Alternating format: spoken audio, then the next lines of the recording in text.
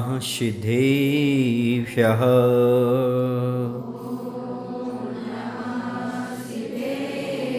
ॐ नमः सिद्धेभ्यः।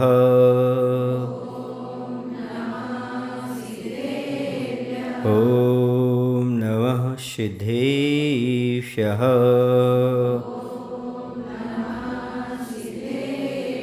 बोले अहिंसा परमो धर्म की, देवाय श्री महावीर भगवान की, आचार्य गुरुदेव भगवान श्री विद्यासागर जी महाराज की, आचार्य समय सागर जी महाराज की।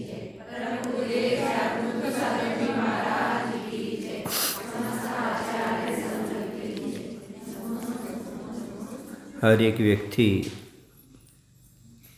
अपने जीवन को बेहतर से बेहतर बनाने का प्रयास करता है। जैसा कल जीवन था उससे बेहतर जीवन आज बने। आज जैसा जीवन है उससे बेहतर कल बने।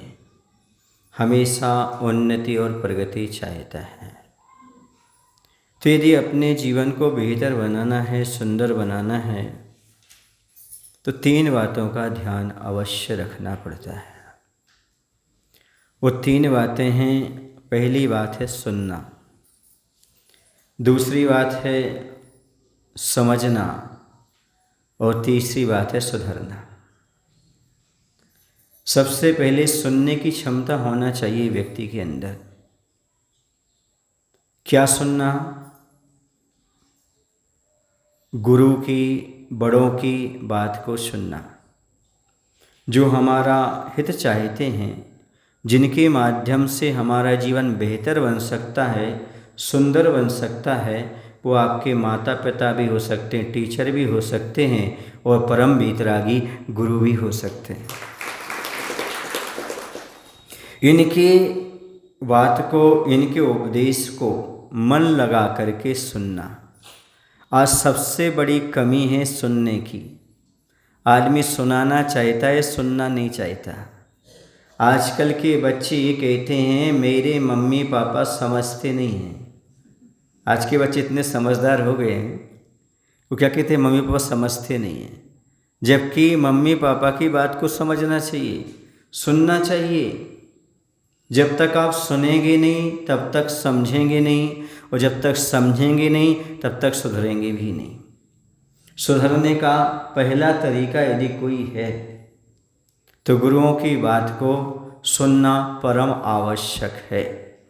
जो व्यक्ति सुन नहीं सकता वह समझेगा क्या? और जो समझ नहीं सकता वह सुधरेगा क्या?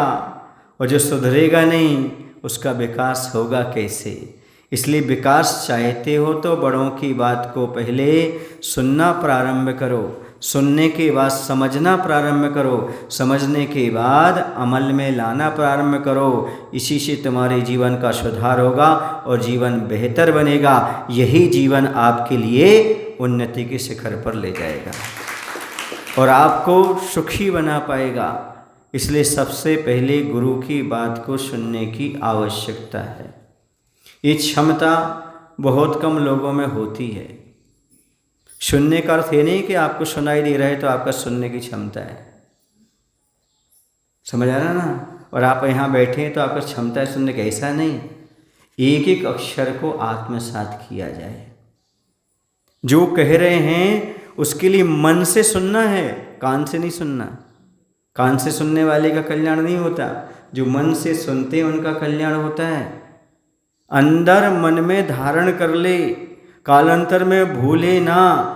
उस बात के लिए जो गुरु ने कही है, ये है सुनने का मायना। वरना एक कान से सुना और दूसरे कान से निकाल दिया और समझो हमने तो सुना है। समझना है। जब तक मनन चिंतन नहीं चलेगा तब तक समझना नहीं होगा। और मनन चिंतन कब चलेगा? जब वो याद होगा।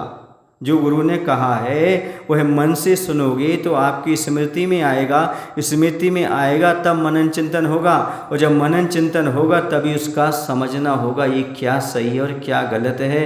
अभी तक हम जो कर रहे थे वो सही था कि गलत था, अब हमें आगे क्या करना चाहिए, गलत को कैसे छोड़ना चाहिए और सही को कैसे अपनाना चाहिए, ये ज्ञान मनन चिंतन करने के बाद ही मालूम होता है। तो समझने की बात है। आज का व्यक्ति सुनना नहीं चाहता, समझना नहीं चाहता, और जब सुनना नहीं चाहेगा, समझना नहीं चाहेगा तो सुधरना भी संभव है ही नहीं। और आज का आदमी दूसरे को सुनाना चाहता है, दूसरे को समझाना चाहता है, दूसरे को सुधारना चाहता है, न स्वयं सुनना चाहता है, ना समझना चाहता है और ना सुधरना चाहता है। यदि कोई व्यक्ति उससे बताए कि ये आपकी गलती है तो उसे लगता है चुगली कर रहा है। यदि कोई उसकी गलती बताए तो लगता है अरे भैया हमें तो खूब आता है, हमें क्या बता रहे, हमें क्या समझा रहे। पर याद रखना, जो व्यक्ति गलती को स्वीकार करता है वही आगे बढ़ता है। दो प्रकार के लोग होते हैं, एक गलती को छिपा के आगे बढ़ते हैं, एक गलती को मिटा के आगे बढ़ते हैं। जो गलती को मिटा करके आगे बढ़ते हैं वो ही सफल होते हैं, जो छिपा कर आगे बढ़ते हैं वो कहीं प्रगति नहीं कर पाते हैं। इसलिए यदि आपको कोई गलत कार्य बताता है, आपको समझाता है आप गलत कर रहे हैं, तो उसका बुरा ना मानते हुए, समझते हुए सुधरने का प्रयास करने से ही आगे प्रगति होती है। लेकिन आज का व्यक्ति न सुनना चाहता है, न समझना चाहता है, इससे स्पष्ट सुधरना तो चाहता ही नहीं है। लेकिन जो भी भव्यात्मा होते हैं, जो भी जीव कल्याण करने वाले होते हैं, वो गुरु की बात एक बार सुनते हैं और एक बार में ही समझ जाते हैं और उनको सुधरने में देर नहीं लगती। ऐसे ही दशा हुई उस समय किसकी, वज्रनाभि चक्रवर्ती की। उसने गुरु का उपदेश सुना, समझा, सुधरने का प्रयास, वैराग उत्पन्न हो गया। जब वैराग उत्पन्न हो गया तो वह चारों गतियों के दुख का चिंतन करने लगा। इस संसार में कैसा दुख है, किस प्रकार का है।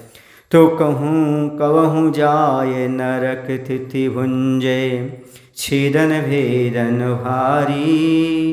कबहु पशु पर जाय धरे तहाँ बदबंधन भयकारी। सुरगति में पर संपत्ति देखे, रागोदय दुख होई। मानुष्योनि अनेक विपतिमय, सर्व सुखी नहीं कोई। मानुष्योनि अनेक विपतिमय, सर्व सुखी नहीं कोई। कल हम त्रिंच गति का और नरक गति का दुख देख करके आए थे।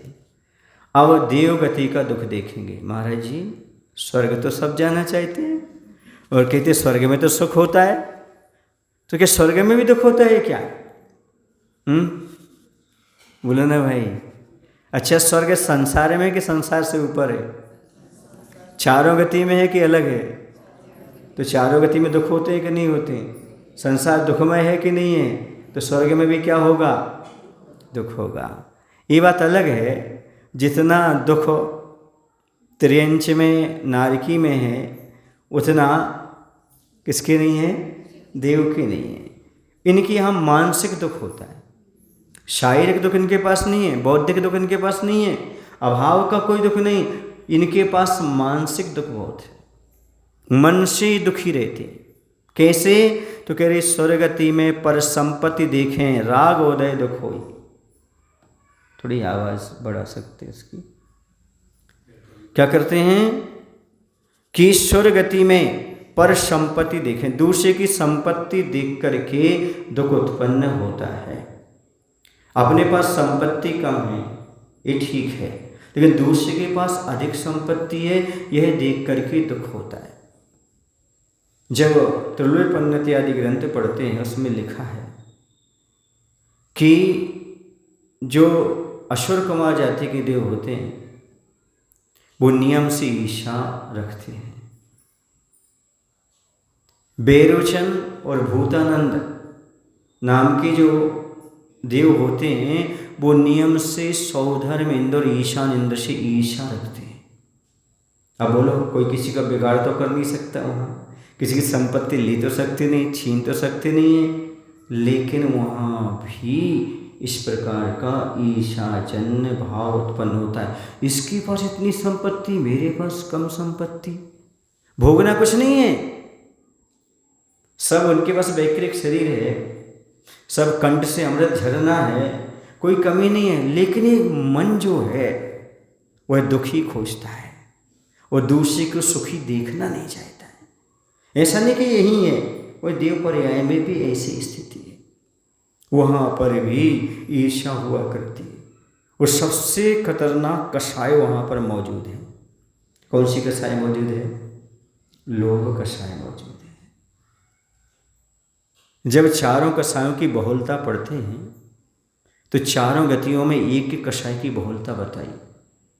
जैसे नरक गति में क्रोध की बहुलता होती है, तिरंज गति में माया की बहुलता होती है, मनुष्य गति में मान कषाय की बहुलता होती है, वैसे देवताओं में लोभ की बहुलता होती है। उनको लोभ सताता है, नारिकियों को क्रोध, तिरंजों को माया, मनुष्यों को मान कषाय, हर चीज में मान कषाय खड़ी हो जाती है इसकी। मुझे आसन लगाओ, मैं आसन के बिना नहीं बैठ सकता, मैं इस पद पर हूँ, मेरा ऐसा है वैसा है, मान कषाय जागे बिना नहीं रहती उसकी। और माला नहीं पहनाई गई तो और दिक्कत हो जाती। सबको माला पहना दी, सबको बोला दिया, पंपलेट देखो पहले, पंपलेट में मेरा नाम है कि नहीं है? नाम नहीं है तो मैं कार्यक्रम में नहीं जाऊंगा। मान कषाय की बहुलता होती है। कौन सी पर्याय में? मनुष्य पर्याय में मान कषाय की बहुलता होती है, और देव पर्याय में लोभ कषाय की। जब हम धवला जी ग्रंथ का स्वाध्याय आचार्य के सानिध्य में कर रहे थे तो वहाँ यक्ष की परिभाषा आई। यक्ष आप लोग पढ़ते ना, क्या भूत पिशाच यक्ष, हाँ, तो ये व्यंतरों के भेद में आता ना, किन्नर किंपुरुष महोरा गंधर्व यक्ष राक्षस। उसमें लिखा जिनमें लोभ कषाय की बहुलता होती उन्हें यक्ष कहते हैं। क्या होती है? लोभ कषाय की। वो भांडागार में रहते हैं जहाँ पर सारा क्या रखा रहता है, सामग्री रखती, उसमें नियुक्त रहते हैं। कौन? यक्ष, यानी उसकी रक्षा करने वाले होते हैं बंधन। तो बताइए जिनकी लोभ कषाय की बहुलता पाई जाए उसे क्या बोलते हैं? यक्ष बोलते हैं। समझ आ रहा है आप लोग की नहीं? वहाँ पर ऐसा दुख होता है। एक किलबिश जाति के देव होते हैं। किलबिश माने पाप, जिन्होंने यहाँ पाप किया, थोड़ा धर्म कर दिया, देवायु मान ली, तो किलबिश जाति के देव हो गए। तो जैसे चांडाल शूद्रो, पहले ऐसा बोलते थे ना यहाँ पर, है ना, मध्यलोक में, ऐसे ही वहाँ पर उनको संज्ञा प्राप्त होती है। उन्हें सौधरविंद की सभा में प्रवेश नहीं मिलता, देव बन जाते हैं, सौधरविंद की सभा के बाहर रहना पड़ता उनको। ये कितना बड़ा दुख है देव। और कितने हजारों वर्ष की आयु, कम से कम 10,000 वर्ष तो आयु है। कितना बड़ा दुख है। वहाँ कोई प्रमोशन नहीं, वहाँ कोई हड़ताल नहीं, वहाँ कोई बदलाव नहीं। जिस स्थिति में जैसे हो वैसा आपको वहाँ पर दुख भोगना ही पड़ेगा। अनेक जाति के होते हैं देव सेना के रूप में, एक आभियोग्य जाति के देव होते हैं। सौधरविंद ने कह दिया हाथी बन जाओ, उसको हाथी बनना पड़ेगा। जो बनाना चाहे उसको बनना पड़ता है, क्योंकि उनके अधीन रहते हैं। तो इस प्रकार का स्वर्ग में भी सुख है ऐसा मान करके नहीं चलना। वहाँ पर भी कई प्रकार के दुख विद्यमान हैं। सुन रहे आप लोग की नहीं? कहते हैं अंत समय कुछ मिथ्या दृष्टि जीव होते हैं, है ना, तो देव को 6 महीने पहले मालूम पड़ जाता है कि हमारी आयु समाप्त होने वाली है। तो सम्यक दृष्टि तो अपने धर्म ध्यान में लग जाते हैं, मिथ्या दृष्टि रोने लगते हैं, ये देवियाँ छूट जाएंगी, ये संपत्ति छूट जाएगी, विलाप करते हैं। विलाप मतलब आंसू के आंसू आ रहे हैं उनके अंदर, अंदर दुखी होते हैं, वो बहुत विलाप करते हैं। वो मरत विलाप दुख सो, ऐसे दुखी होते हैं वो। अब मुझे जाना है, ये सब छूट जाएगा, मेरा ऐश्वर्य छूट जाएगा। जैसे यहाँ का मनुष्य होता है ना, ये फैक्ट्री, पत्नी, धन दौलत, ये सब छूट जाएंगे क्या? किसी को रोग हो जाता है ना, डॉक्टर बोल देता है अब तो तुम्हारा कुछ ही दिन का समय है। कैसा दुखी होता है, धर्म ध्यान नहीं करता।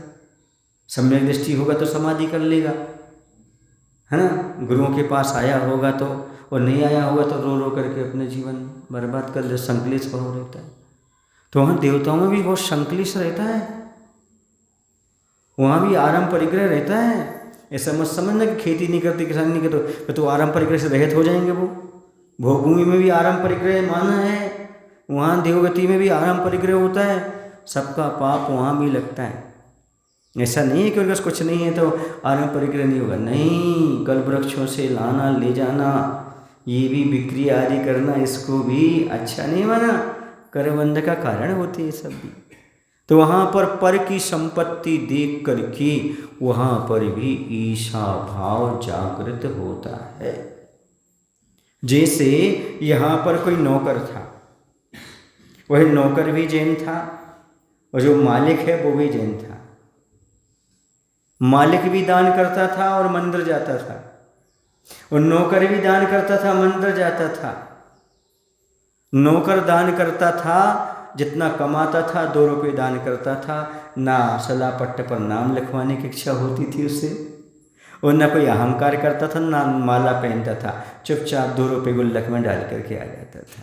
परिणाम बड़े भद्र थे, अच्छे परिणाम थे। और सेठ जी लाखों का दान करते थे, लेकिन मेरा नाम कहाँ है, मेरा नाम क्यों नहीं बोल पाए, ऐसा क्यों नहीं हुआ, अहंकार बहुत रखते थे। दोनों ने देवायु बांधी, देवायु बांध करके दोनों स्वर्ग पहुँचे, लेकिन देखा मेरा नौकर तो बड़ा देव बन गया और मैं, अब देखो वहाँ तो 10-20 साल की बात थी, यहाँ तो सावरूपम आयु, वही देख करके लगता है अब क्या होगा, कैसा होगा, समझ आ रहा। और वहाँ तो अवधि ज्ञान लगा लेते हैं, अवधि ज्ञान से जान लेता है कि मेरा नौकर था, ये मेरा मालिक था। वो नौकर भी जान लेता है ये मेरा मालिक था, नौकर बन गया। इतना डिमोशन होते किसको चैन रहेगा। और 1 आध वर्ष की बात नहीं, कितने सावरूपम आयु तक। ऐसे देखो वहाँ पर भी हैं, आप समझ रहे हैं देवपर्या बहुत अच्छी है, स्वर्ग बहुत अच्छा है, ऐसा मत समझना। यहाँ पर तो तुम नौकरी छोड़ के चले जाओ, कहीं और चले जाओ, देश बदल लो, गांव बदल लो, जहाँ कोई परिचित ना हो, कोई ना जान सके, वहाँ चले जाओ। वहाँ तो अधिकांश से कहीं भी जाओगे मालूम पड़ जाएगा, वहाँ कुछ भी छिपा धराओ नहीं। इसलिए कहते हैं बंधुओं, ये सब चिंतन करो, किसी भी गति में कहीं भी किसी रूप में सुख खोजने का प्रयास मत करो। कुछ लोग क्या करते हैं, यहाँ पर दुखों से घबरा जाते हैं, या उनका अपवाद हो जाता है, या ये कहते मैं सब लोगों को मुंह कैसे दिखाऊंगा, मैंने ऐसा पाप कर लिया, ऐसा कर लिया, मैं तो आत्महत्या कर रहा हूँ। अरे भाई यहाँ कोई दुख नहीं है इतना, आदमी भूल जाता है, अब अधिकारी नहीं भूलता। यदि मरण करके नरक आदि में चले गए तो वहाँ कितना दुख है, ये सोच ही नहीं पाता व्यक्ति, जीवन को समाप्त कर देता है, आत्महत्या कर लेता है। पर इस नहीं समझता आत्मघाती महापापी होता है, या तो त्रेंच में जाना पड़ेगा या नरक में जाना पड़ेगा। और वहाँ कितने कष्ट होते हैं, वहाँ कष्टों की कोई सीमा तो है ही नहीं। यहाँ तो तुम घर में चुपचाप बैठे रहो, खाते पीते रहो, 24 घंटे में 1-2 बार कोई टोकेगा, ठीक है, नहीं टोके कोई बात नहीं, किसी को चेहरा मत दिखाओ, लेकिन वहाँ कैसा दुख होगा, इसके बारे में सोचा आपने? यदि आत्महत्या करके अपने जीवन समाप्त करोगे तो क्या करोगे? इसलिए कभी भी कोई भी परिस्थिति जीवन में आ जाए, चाहे मानसिक टेंशन हो, चाहे बौद्धिक टेंशन हो, चाहे शारीरिक हो, चाहे आर्थिक हो, चाहे किसी प्रकार का संकट हो, कभी आत्महत्या मत करना, बल्कि ये सोचना ये मनुष्य पर या दुर्लभता से मिली है, गलती किससे नहीं होती, मैं प्रायश्चित करके शुद्ध होऊंगा और अपना आत्मकल्याण करूंगा। ऐसा भाव अंदर प्रकट करना। याद रखो, गलती होने पर वही जीवन को समाप्त करने की बात सोचते हैं जिन्हें दूध फटने पर छेना बनाना नहीं आता। दूध फट गया तो छेना बना लो ना, क्या बात हो गई, खुद खाओ, दूसरों को खिला दो ना। इसी पर गलती हो गई तो गुरु के पास आके प्रायश्चित लेकर के अपने जीवन का सुधार कर लो, क्या बात है। अब जीवन को समाप्त क्यों करते हो, आत्महत्या क्यों करते हो? ये बहुत मुश्किल चीज है। मैं आपको बताऊं, मैं विदिशा नगर में था।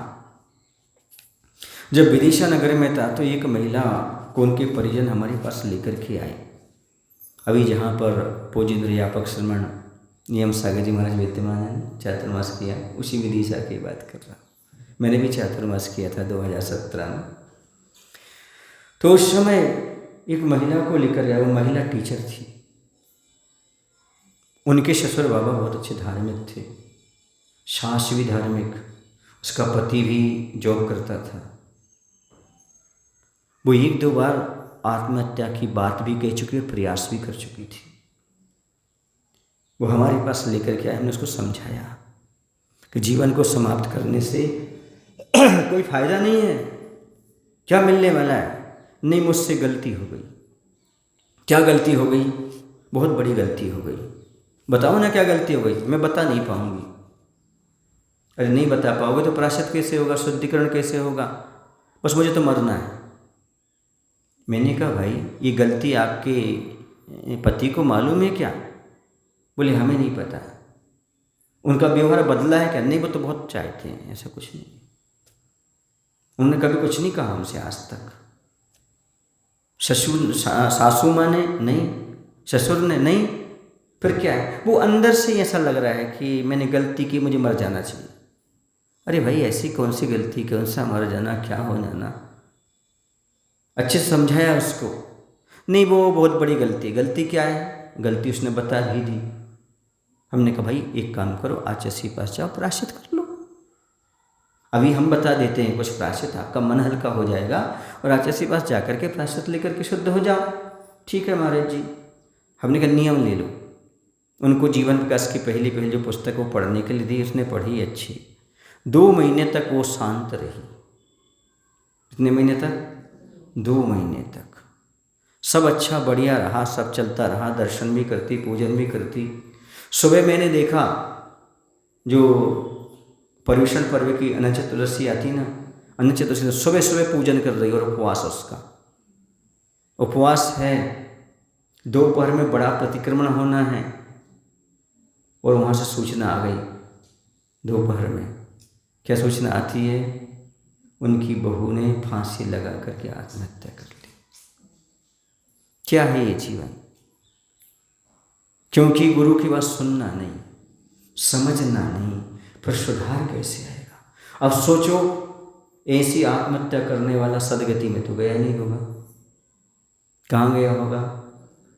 अब वहाँ कितने दुख होंगे। यहाँ कौन से दुख थे? कुछ नहीं थे। लेकिन आदमी जो होता है ना, वह अंदर ही अंदर घुटता रहता है, शेयर नहीं करता, अपनी बात को निकालना नहीं चाहता, कहना नहीं चाहता है। यदि वह सबके बीच बैठने लगे, आने लगे, रहने लगे तो सब ठीक हो जाए। संसार में ऐसा नहीं है, ऐसा नहीं कि आप पहली बार गलती कर रहे हो, अनादिकाल से करते आ रहे हो, कई बार करते आ रहे हो। आप मनुष्य हो गए हो, थोड़े समझदार हो गए हो, लोगों को मालूम पड़ गया आपने गलती की, इस करते थोड़ी। तो ऐसा भी लोग अपना जीवन समाप्त कर लेते हैं क्योंकि उनके पास स्वाध्याय नहीं होता। क्योंकि जब स्वाध्याय करते हैं तो उसमें मालूम पड़ता है फलाने फलाने इतनी गलती की थी, गलती करने के बाद मुनि के पास गया, प्रायश्चित लिया, मुनि बना, उसी भाव से मोक्ष ला गया। अब अंजन चोर की कहानी कहें तो 7 व्यसन करता था वो, ललितांग नाम था, राजा का पुत्र था। राजा ने निकाल दिया था उसको क्योंकि 7 व्यसनों में लग गया था वो। पर स्त्री सेवन, वेश्यागमन, शराब, जुआ, सब खेलने में। लेकिन जैसे ही वह श्रद्धा रखी देवशास्त्र गुरु पर और वो लड़े काटने का समय आया, कहानी तो आपको मालूम है ना, जो जिनदत्त सेठ का एक नौकर था बरसेन नाम का, वह नीचे खड़ा, कहाँ पर? शमशान भूमि में वृक्ष के नीचे, और ऊपर क्या लगाए हुए थे? सीकी लगाया था, और नीचे शस्त्र उल्टे गड़े हुए थे, और आकाशगामी विद्या सिद्ध कर रहा था। तो वो अप डाउन हो रहा था, उसे डर लग रहा था कहीं हमने नमो का नाम पढ़ा, उसको काट दिया और हम नीचे गिर गए और शस्त्रों पर गए तो क्या होगा यदि विद्या सिद्ध नहीं हुई तो वहाँ से हार चुरा करके भागता हुआ आ रहा था अंजन चोर, और उसके साथ बहुत सारे सैनिक हथियार लेकर के पीछे पीछे आ रहे थे। इसने सोचा मरता क्या नहीं करता। उसने पूछा भाई तुम क्या कर रहे हो? बोले जिनदत्त सेठ ने विद्या सिद्ध करने को बताई, मैं विद्या सिद्ध कर रहा हूँ, पर मुझे डर लग रहा है। उसने कहा मैं करता हूँ। उसने शस्त्र लिया और चढ़ गया वृक्ष पर, और जो झूला जैसा सीका लगा था उसने बैठ करके उसने एक साथ 108 लड़ काट दी। नमो हरिहंताण, नमो सिद्धाण, नमो आर्यण, नमो अध्ययन, नमो सब श्रवणम। उसे आकाशगामिनी विद्या सिद्ध हो गई। ये है श्रद्धा का फल। कहाँ तो शब्द व्यसन करके आ रहा है, चोरी करके आ रहा है, लेकिन जिनेंद्र भगवान के वचनों पर श्रद्धा कर ली। किस पर श्रद्धा की?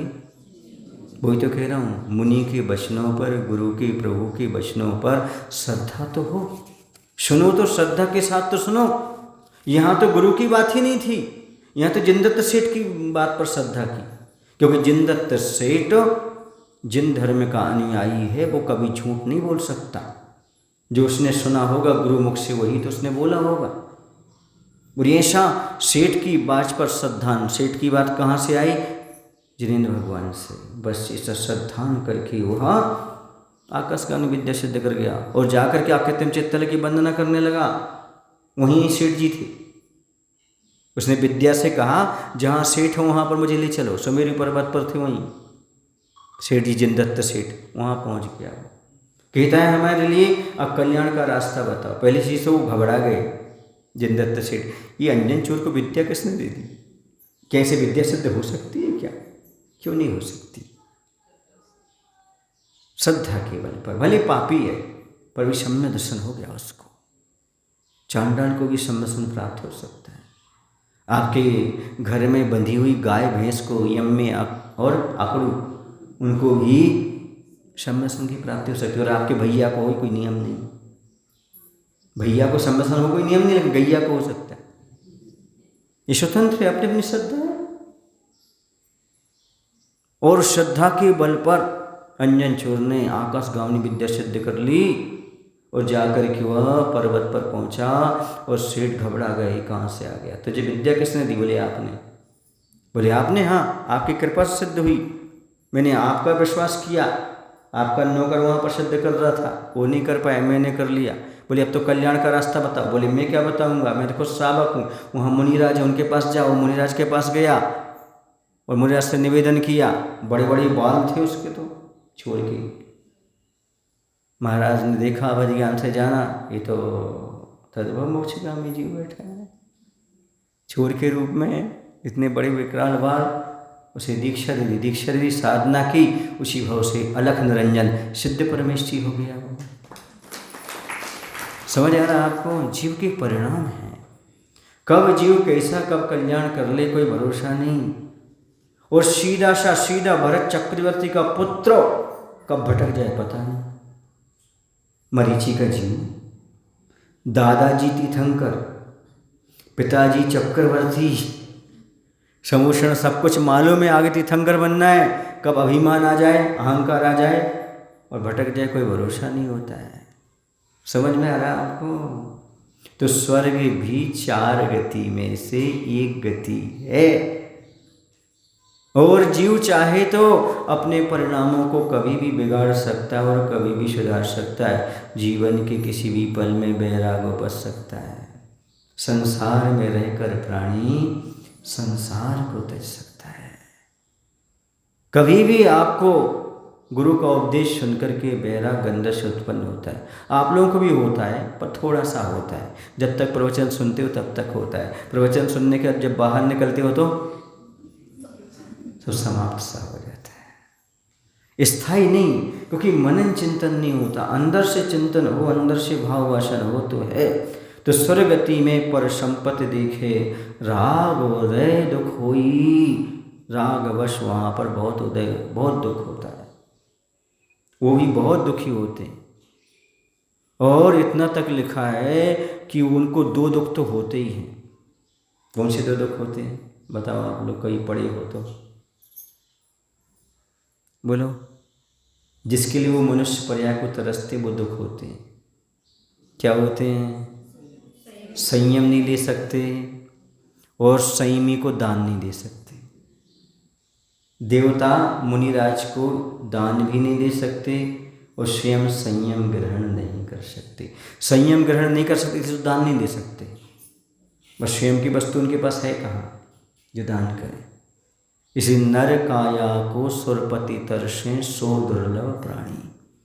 मनुष्य पर्याय को पाने के लिए देवता भी तरसते हैं, क्योंकि वो संयम ग्रहण नहीं कर सकते और संयमी के अंजलि में एक ग्रास भी दान नहीं कर सकते। तुम सौभाग्यशाली हो देवताओं से भी ज़्यादा, जो तुम संयम को भी ले सकते हो और संयमी को दान भी कर सकते हो, आहार आदि दान कर सकते हो। फिर देवताओं की पूजा करने क्यों जाते हो? इसलिए इस स्वप्न में भी नहीं लाना किसी देवी देवता की पूजा करने के भाव, पद्मपति क्षेत्रपाल आदि की पूजा करने के भाव मन में भी मत लाना। तुम उनसे बड़ो हो तो संयम भी ले सकते हो। समझ आ रहा है?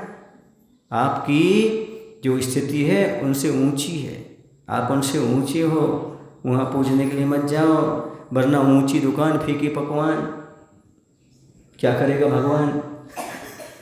आपकी दुकान ऊंची और पकवान फीके, क्या मतलब होता है?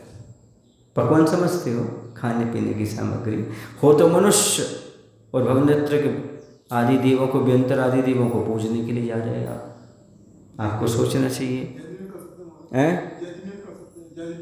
हाँ, दिख रहा है आपको? वो आगम में लिखा है, जय जन देखा, आगम में लिखा है निस्सही निस्सही। वो क्यों नहीं करते हो? अपने मन से क्यों कुछ बोलते हो? आपको सामने दिख रहे क्या? वो नहीं दिख रहे। तो आगम में क्या कहा है? जब कहीं आप मंदिर आदि में प्रवेश करो तो निस्सही निस्सही निस्सही करो। जब कहीं आप नदी आदि के किनारे लघुशंका शौच इत्यादि को जाते हो, हम लोगों को आज्ञा है मुनिराज को, तो वहाँ निस्सही निस्सही कहें, लौटते समय अस्सही अस्सही कहें। किसी खाली मकान में प्रवेश कर रहे हो, धर्मशाला आदि में, तो निस्सही निस्सही कहें। समझ आ रहा है आपको? नहीं, किसी वृक्ष के नीचे बैठ रहे हो तो निश्चय निश्चय कहें, ताकि उनका निवास स्थान हो तो साइट प्लीज, साइट प्लीज। निश्चय का अर्थ क्या है? हाँ, जय जय नहीं है, साइट प्लीज, मैं भी यहाँ बैठना चाहता हूँ, आप साइट हो जाइएगा। जैसे कोई भगवान के दर्शन कर रहा है तो उसी के ऊपर आके बैठोगे क्या तुम?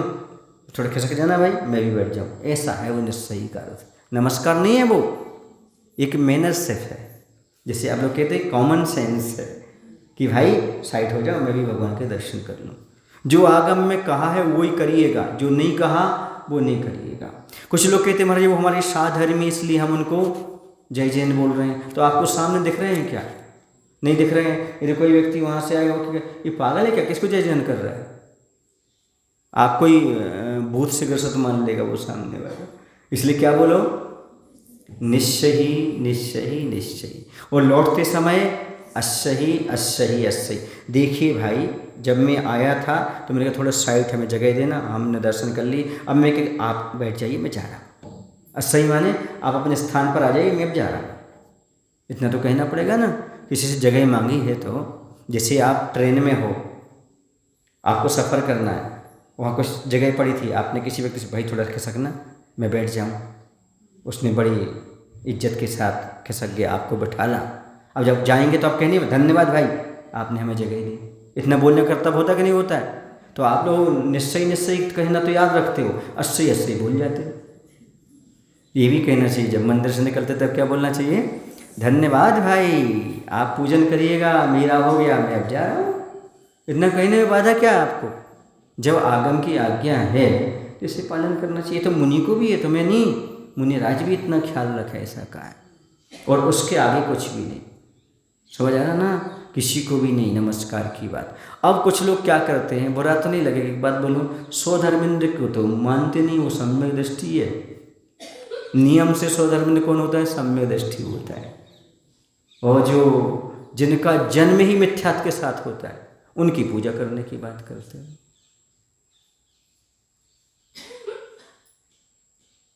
फिर सम्यक कहाँ रहेगा आपका? आप सोचो, विचार करो। लोभ कषाय से ग्रसित बताया, दूसरे की संपत्ति से दुखी बताया उनको, वो तुम्हें क्या संपत्ति देंगे? क्या कह रहे हैं? स्वर्गति में पर संपत्ति देखें, राग उदय दुख हुई। फिर वो क्या करेगा? और यदि देवी देवता आपको धन संपत्ति देने लगें तो आपका पाप पुण्य और पुरुषार्थ कहाँ जाएगा? फिर महाराज जी वो प्रभाव बताया था ना आपने कि देवताओं का प्रभाव होता है स्थिति प्रभाव सुखद द्वितीय ईर्ष्या। ये प्रभाव क्या है? हाँ, प्रभाव होता है। साप और अनुग्रह शक्ति होती है उनमें। साप माने बुरा करने की शक्ति और अनुग्रह माने उपकार करने की शक्ति। यदि कम से कम छोटा देव भी 10,000 वर्ष की आयु वाला भी, तो त्रिलोकपति ग्रंथ में लिखा है वह 100 लोगों को बसाने का यानी उसका उपकार करने की क्षमता रखता है और 100 लोगों को नष्ट करने की, उनको बर्बाद करने की क्षमता रखता है। करे कोई नियम नहीं है, इतनी क्षमता उनके पास होती है। अच्छा करने की, बुरा करने। वो करेंगे कब? बुरा कब करेंगे? जब तुम्हारे पाप का उदय होगा या उससे ऋणान बंद होगा। पहले आपने उसको कभी कुछ किया होगा, परेशान किया, दुखी किया होगा, तो देव बन गया तो आपको कर सकता है। और आपका भला कब करेगा? जब आपका पुण्य का उदय होगा, या फिर आप वर्तमान में अच्छे से पुण्य कर रहे हो और आपने किसी का समाधि मरण कराया है, उसका भला किया है, देव बन गया, तो उपकार की दृष्टि से आपका भला करने आ गया। तो पुण्य के उदय में वही कर पाएगा। बाकी तुम चाहो ऐसा कुछ हो जाए तो ये संभव नहीं है। इसलिए किसी से उम्मीद मत करो, अपना सही रास्ता चलो, सब आपकी मदद करते चले जाएंगे। रास्ता सही होना चाहिए, मार्ग सही होना चाहिए, सम्यक दर्शन बरकरार रखना चाहिए, तभी जा कर के आप कल्याण कर सकते हो। बहुमत से सरकार चलती है, मोक्ष मार्ग नहीं चलता। भीड़ बहुत होने से हमारा मोक्ष मार्ग अच्छा हो जाएगा ऐसा नहीं है। मोक्ष मार्ग तो जितना है उतना ही रहेगा, लेकिन गलत रास्ते का समर्थन नहीं, गलत राह का समर्थन नहीं। सही राह चलेंगे, सच्ची राह चलेंगे, चाहे दुनिया हमारे खिलाफ हो जाए तो हो जाने दो। मार्ग तो यही है कि आप संयम को धारण कर सकते हो, आपका चतुर्थ और आगे चल के पंचम और छठा सातवां गुण स्थान धारण कर सकते हो मुनि बन करके, लेकिन देवता चौथे गुण स्थान से कभी ऊपर नहीं उठ सकते। उन्हें तो पर्याय चेंज करना ही पड़ेगी, तभी जाकर के वह संयम को ग्रहण कर पाएंगे। समझ आ रहा ना? ऐसे पुराण ग्रंथों में सैकड़ों घटनाएं हैं जिसमें असंयमी सम्यक दृष्टि सावक साविकाओं ने भगवान की भक्ति की है, शील व्रत का पालन किया है, तो देवताओं ने आकर के उन पर पुष्प वृष्टि की है। ऐसे सैकड़ों आख्यान है, लेकिन ऐसा कहीं आख्यान नहीं है किसी व्यक्ति ने, सम्यक दृष्टि ने देवी देवताओं की आराधना की। बोलो भाई, आप ग्रंथ पढ़े कि नहीं पढ़े? मैंने तो पढ़े हैं थोड़े बहुत ग्रंथ। हाँ, थोड़े चक्रवर्ती का आता है कि 3 उपवास पूर्वक कोई कार्य करता है, पर देवी देवताओं की आराधना करता है, ऐसा कहीं नहीं लिखा। जब इतना सारा स्वाध्याय करते हो तो फिर मिथ्यात्व क्यों नहीं छूटता? क्या मिल गया आपको आज तक? जिसने देवी देवता की उपासना की उसे आज तक क्या मिल गया बताओ जरा? और वीतराग की उपासना करने वाले को क्या नहीं मिला ये बताओ?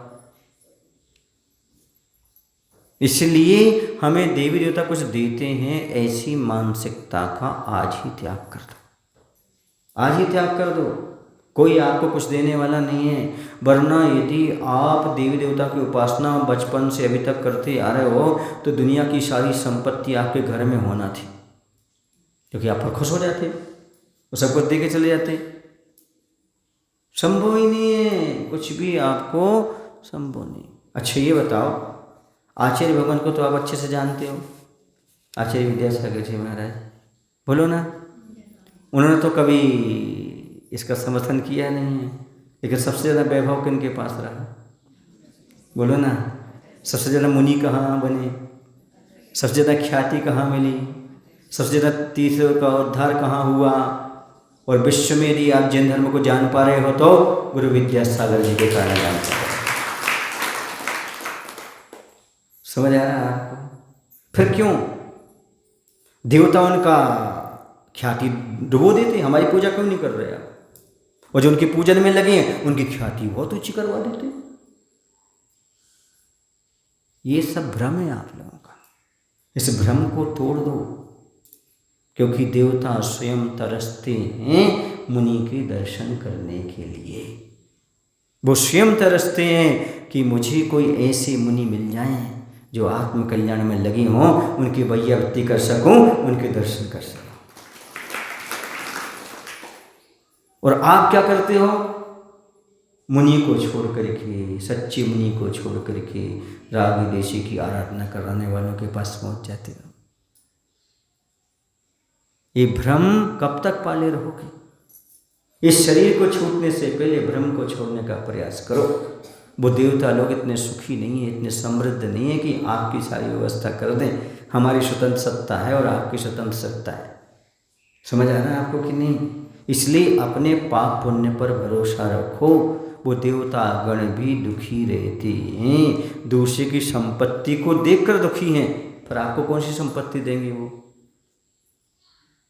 पर महाराज जी कहने में तो आता है देवी देवताओं ने सहयोग किया पर तुम्हारे पुण्य का उदय हो तो किया, वरना नहीं करते। कैसे करते हैं देवता लोग सहयोग? एक एग्जाम्पल दूँ आपको।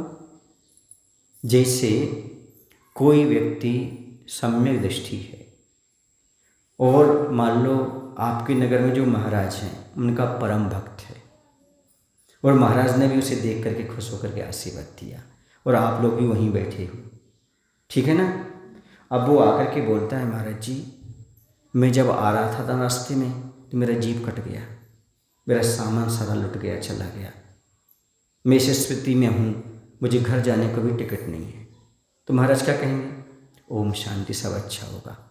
जैसे वो बाहर निकलेगा, जो हमारे साथ और भक्त बैठे ना, वो बाहर निकलेंगे, क्या करेंगे? उसकी हेल्प करेंगे कि नहीं करेंगे? बोलो ना, सहयोग करेंगे। भैया मैं तो हूँ, आप महाराज के भक्त हैं, मैं भी महाराज का भक्त हूँ, बताओ आपको कहाँ भेजना, क्या व्यवस्था करना, करेगा कि नहीं करेगा?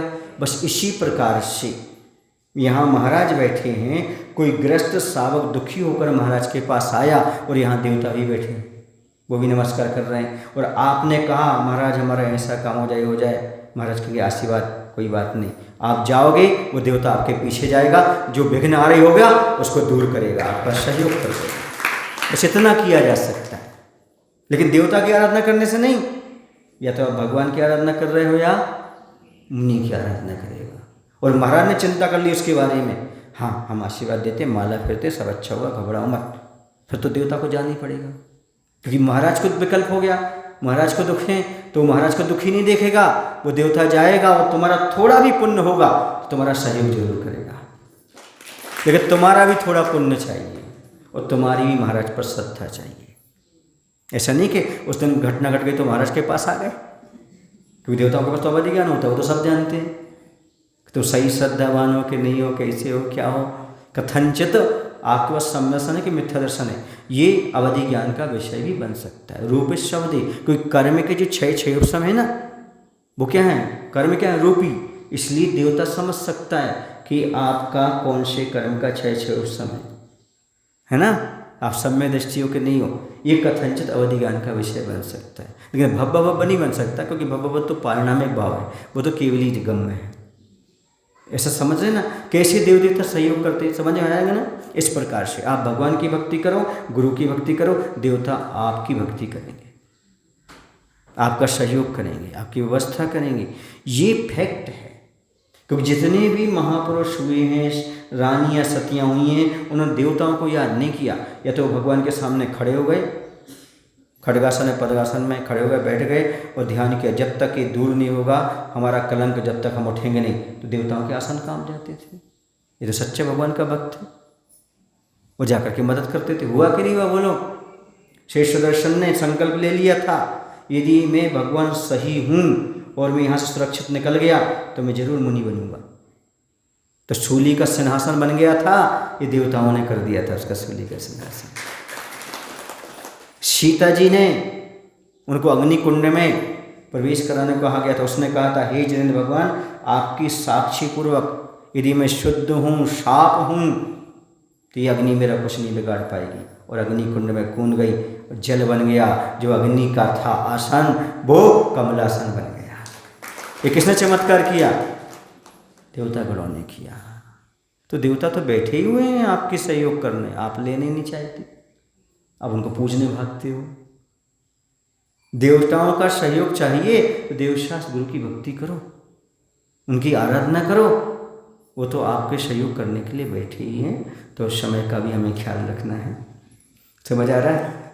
तो सुरपति में संपत्ति देख करके दूसरे की भी आदमी के अंदर दुख उत्पन्न हो जाता है। आज लगा आपको संवसन का महत्व क्या होता है, आज लगा सच्चे देव और गुरु की शास्त्र की आराधना का फल क्या होता है। इसलिए यदि आपको सच लगा हो और आपको सुनने में आ रहा हो तो समझ जाओ, और समझ में आ रहा है तो सुधर जाओ, अभी भी कुछ नहीं बिगड़ा। मिथ्यात का त्याग करके सम्यक को अपना लो,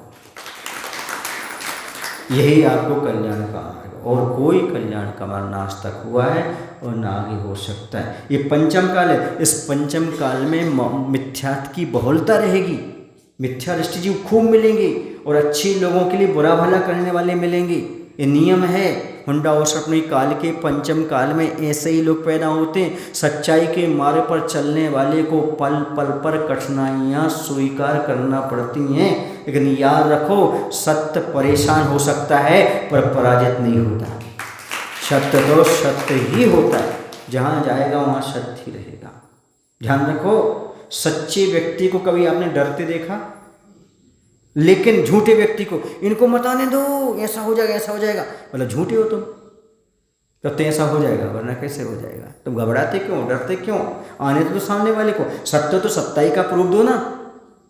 वो लोग गलत कह रहे हैं, नहीं, फिर घबराते क्यों? इन्हें नहीं आने दो, ऐसा नहीं होना, ऐसा नहीं, ऐसा नहीं होना। सत्य तो सत्य होता है, कहीं भी चला जाए। सुन रहे ना, वो कभी नहीं कहता मैं सत्य हूँ, देख लो। अरे बगीचे में खिलता हुआ एक फूल किसी से नहीं कहता आकर के मुझे सूंघो मैं खुशबूदार हूँ। अरे तुम्हारी नाक में ताकत हो तो खुशबू ले लो, वो तो खुशबू महक रही है, कहीं भी पहुँच जाएगी, कहीं भी पहुँच जाएगी। वहाँ से निकलोगे तो तुम्हें खुशबू आ जाएगी। बोलो ना, इसी सत्य तो सत्य होता है, उसे कोई परेशान कर ले पर पराजित तो आज तक हुआ ना हो सकता है। इसलिए बंधु मैं कह रहा हूँ कि आज भी आप सच्चे देवशास्त्र पर श्रद्धा रख के अपना मोक्ष मार्ग प्रशस्त करके आत्मकल्याण के बारे में सोच सकते हो। और देवगति में कितना दुख है हमने आपको समझा दिया।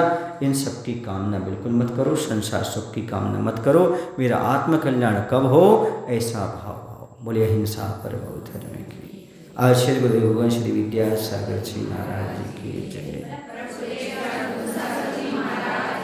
हे प्रभु, हम सभी को इतनी शक्ति, इतनी बुद्धि देने की कृपा करो ताकि हमारे जीवन से किसी भी प्रकार का मिथ्या धारणा चल रही हो, पनप रही हो, वह सब समाप्त हो जाए। नमो शिवाय।